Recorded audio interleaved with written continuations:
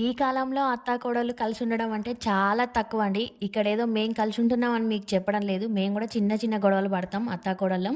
కానీ మళ్ళీ కలిసిపోతామండి. నేను మా అత్తమ్మతో డైరెక్ట్‌గా లొల్లి పెట్టుకుంది ఎప్పుడూ లేదండి. ఎప్పుడైనా చిన్న విషయాలకు కూడా ఇగ మా అత్తమ్మ వచ్చి తిడుతూ ఉంటుంది. తన తిట్టని ఎంతసేపు తిడుతుందో అని అలానే చూస్తూ ఉంటాను. నా పెళ్ళై ఇప్పటివరకు 7 ఇయర్స్, 8 ఇయర్స్ అవుతుంది. ఇంతవరకైతే మా అత్తమ్మకు తిరిగి సమాధానం చెప్పింది లేదు నేను.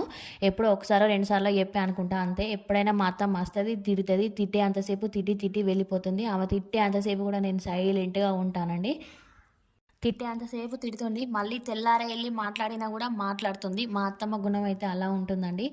కానీ ఇక్కడొచ్చేసి మనం చదువుకున్నాం గదండీ! పెద్దవాళ్ళు ఎన్నో అంటూ ఉంటారు. అవేవి పట్టించుకోకూడదు. వాళ్ళు అన్నంత సేపే వాటిని వదిలేసి సైలెంట్‌గా ఉండాలి. ఆ తిట్టే అంతసేపు ఒక 10 నిమిషాలు మనం ఓపిక పట్టుకుంటే మన లైఫ్ ఎంత బావుంటుంది. నేను చెప్పే కొన్ని విషయాలు మీకు నచ్చితే అయితే ఫాలో అవ్వండి. ప్లీజ్ మన ఛానల్‌ని సబ్స్క్రైబ్ చేసుకోండి. మంచి మంచి వీడియోస్ మీకోసం చేస్తానండి.